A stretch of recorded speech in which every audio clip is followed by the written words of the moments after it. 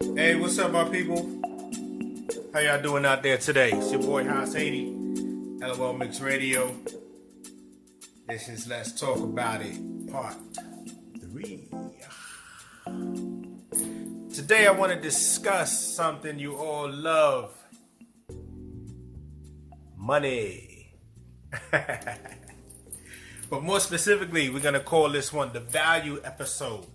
Value. Because we're not just talking about money. We're talking about value. What do you value? Is it these crispy dollars? Is it coins? Is it gold, diamonds, jewelry? Is it the luxuries you call the luxuries of life? Is it rings, watches, material objects, cars, shoes? I know you ladies love your heels. Is it jackets? Is it homes, boats? Is it all of the above? Whatever it is, it's value. So what do you value? Or, on the contrary, is it family, friends? Is it good times?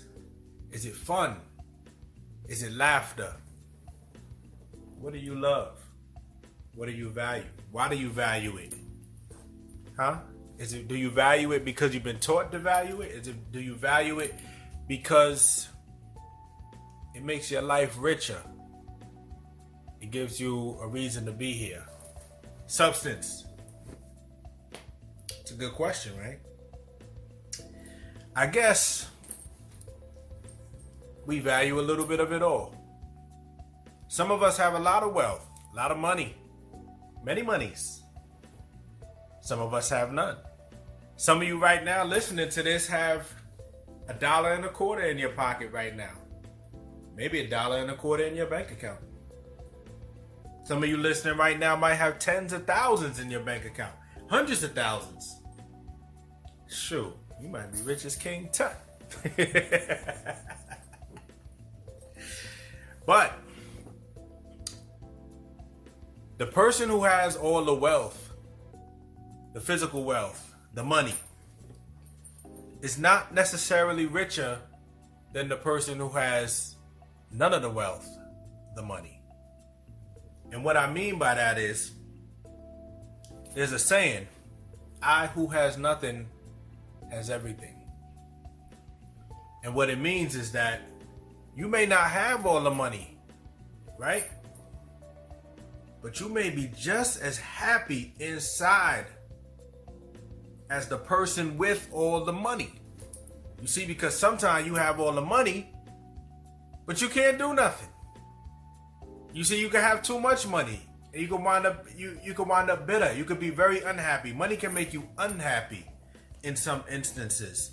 And there are many instances in which money has given people more headache than it has given them happiness. You see? Take, for example, some of the richest drug dealers of the world, right? The Pablo Escobars, the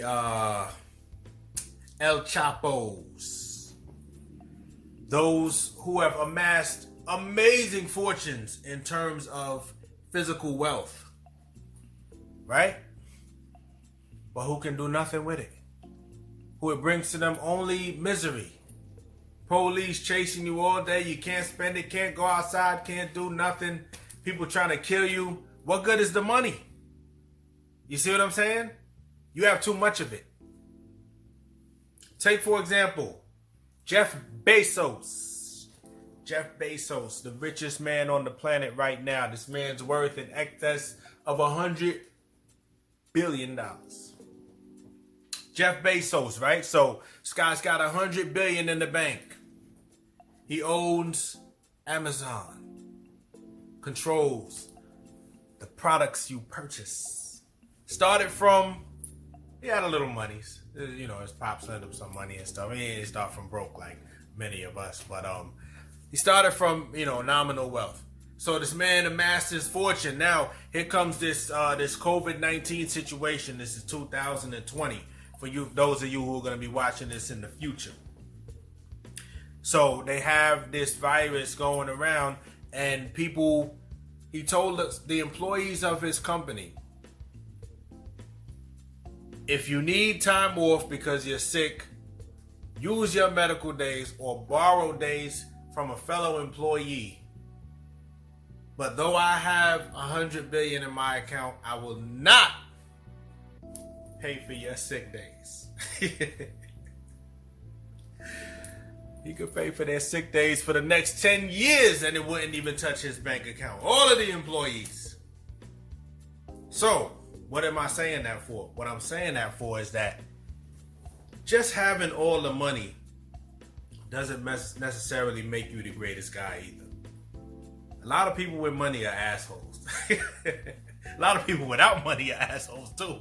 But it just goes to show the flip side. You see what I'm saying? What do you value? Do you value your fellow man? What are you doing with your money? What are you doing with your money? Legacy. When you're trying to create a legacy and you have a lot, and people gonna remember you because we all gonna leave this earth, right? They don't give a damn about what you had. Your legacy is not what you bought.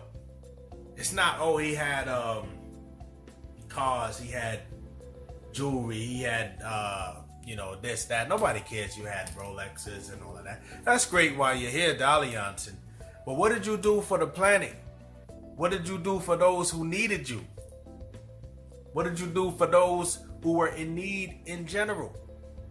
That, to me, is legacy.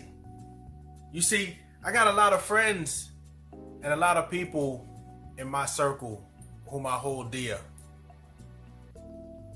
who don't have 1/10 of the wealth of some of these wealthy people, but who will give you the shirt off their back. Who, if they got $2, you might at least get 50 cents. You might get a whole dollar.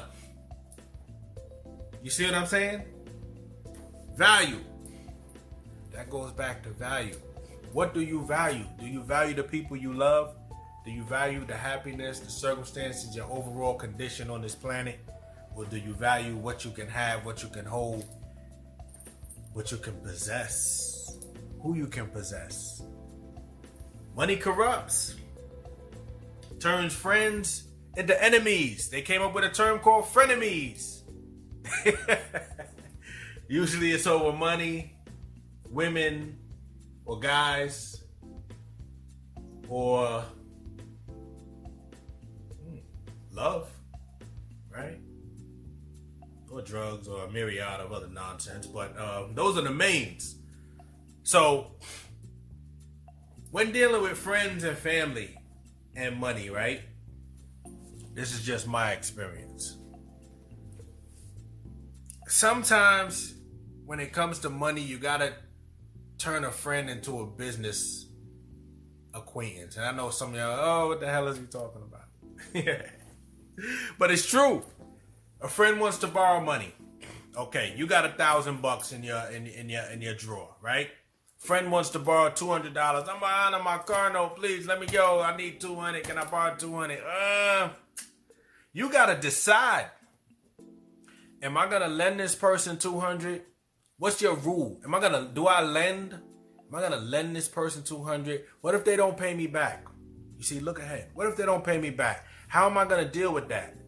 Is it gonna cost me my friend? Is this a dear enough friend to even lend my money to? Do I trust this person? You see, all these things come into play, into your mind. Like, you gotta think about that, right? Do I lend this person my money? Do I lend this person my money? And if you lend it to them, are you giving it to them? Or do you expect it back? And when they can't pay you back, that shows what you value. You see? And if they don't pay you back, you're going to be upset. Sometimes it's better to say, you know what? I don't lend money. So here's my rule. If you need, I'll give you. And if I can give, I only give up to a certain point. But if I gave it to you, it's yours. I'm not looking for you. I don't want it back.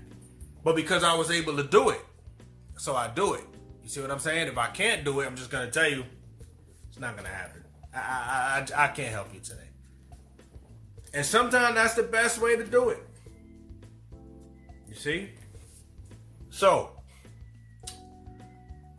we all come from different circumstances, different backgrounds. I'll tell you a little brief background about myself. I came from a myriad of circumstances. I've seen the heights of life. I've been to some of the most beautiful homes you can imagine, and all around this world, all around the country. I've seen the interiors of multi-million-dollar mansions. In my painting career, I've actually painted for some of these millionaires. The chair I'm sitting on right now in my living room was a gift from a multi-millionaire who just handed it to me. Here, just take it. Get it out of my garage. It's brand new. I don't need it. I don't want it. My wife doesn't like the color, although I bought it last Tuesday for yay thousands. Just take it. You see what I'm saying? I've also seen the depths of society, from the heights, from the richest, sweetest environments. I've also lived in the shelters. You see, when we came up in the 80s. Back then, the shelters was crazy. It was nuts. It was AIDS.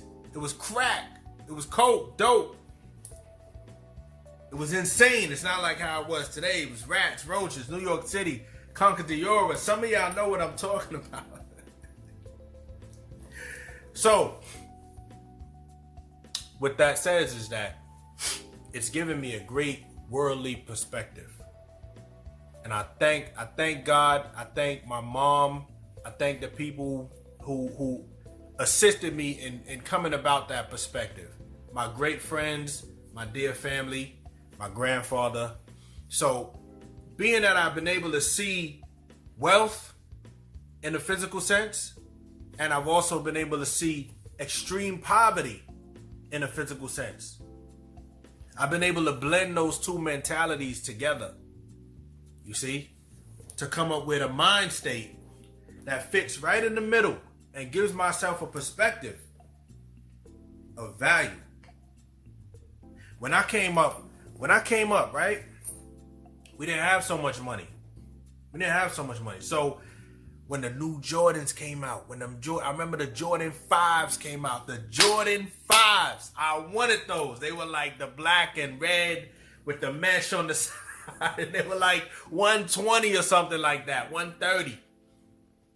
And you know what I got instead? I wound up getting the LA Gears. The LA Gears, they were like $39.99 or something like that, or $29.99, because we didn't have. You see, so Jordans, wasn't getting Jordans. No.